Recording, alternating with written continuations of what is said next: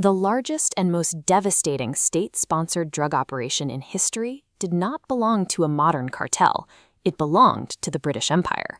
In the 18th century, British society was completely obsessed with Chinese luxury goods. Tea became a daily national habit across every social class, alongside vast imports of silk and fine porcelain. The problem for British merchants was that this enthusiasm was entirely one-sided. Chinese emperors made it clear that their nation already possessed everything it needed, and they had absolutely no interest in buying British-manufactured goods in return. Because of this refusal, looking at this trade map, you can see a massive, continuous outflow of silver leaving the British Isles. This single-direction drain of currency was mathematically unsustainable, quickly threatening to bankrupt the British economy. To stop the bleeding, Britain needed to find something else to sell. They needed a product that Chinese citizens would buy regardless of what their emperor decreed. A product that, once introduced, would guarantee its own repeat customers. They found the solution in the poppy fields of India. By cultivating highly addictive opium and smuggling it across the border, they realized that engineering and nationwide chemical dependency was the perfect business model to balance their ledger. The logistics of this operation were calculated and heavily centralized. The British East India Company secured a strict monopoly on all opium cultivation in the Bengal region of India. They developed a highly efficient supply chain. The company grew the poppies cheaply and at enormous scale, auctioned the processed opium to private British merchants, and those merchants paid off corrupt local officials to smuggle it onto the Chinese mainland. We can trace the success of this supply chain by looking at historical import data. This chart shows the baseline of the trade in 1729, when only about 200 chests of opium were making their way into China annually. By 1838, in less than 110 years, that number had exploded to 40,000 chests imported every single year. This exponential growth curve did not happen by accident.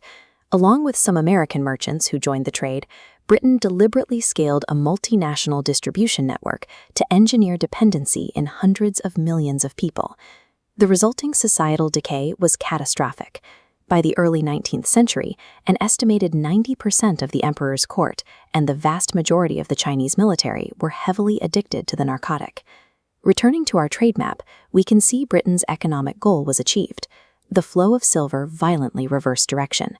It began draining rapidly out of China to pay for the opium, hollowing out the nation's wealth and sparking severe inflation. Successive Chinese emperors tried desperately to stop this.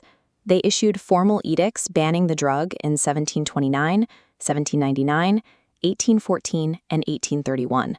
But foreign smugglers simply ignored the laws and bribed their way past enforcement. Finally, in 1839, the reforming commissioner Lin Zexu drafted a direct, moral plea to Queen Victoria. He pointed out the blatant hypocrisy of the British government banning opium within its own borders due to its destructive nature, while actively pushing it on the Chinese population. The letter was met with complete silence. With diplomacy failing, Lin Zexu took extreme sovereign action. He confiscated over 20,000 chests of British-owned opium warehoused at Canton, roughly 1,400 tons of the drug, and burned it all.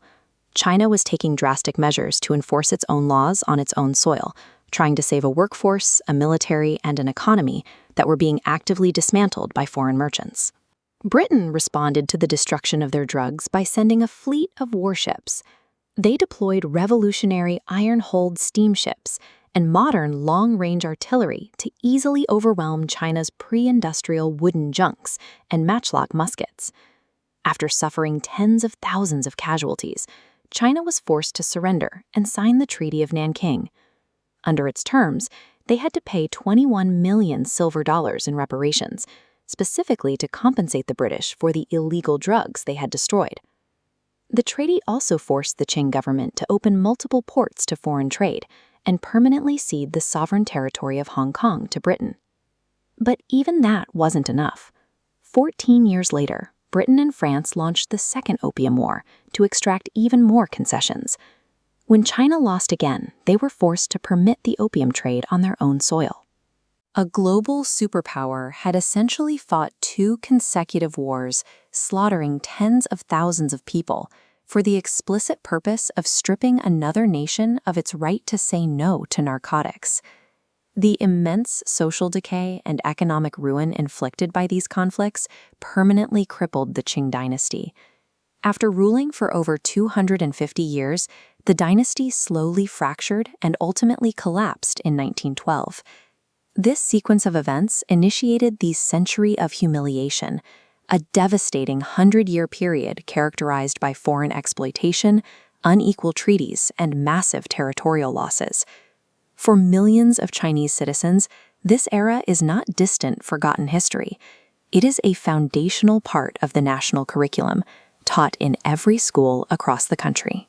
When modern China aggressively asserts its sovereignty or pushes back against Western intervention, that stance is deeply rooted in this specific memory, the trauma of an empire weaponizing addiction against an entire population, simply to balance a ledger.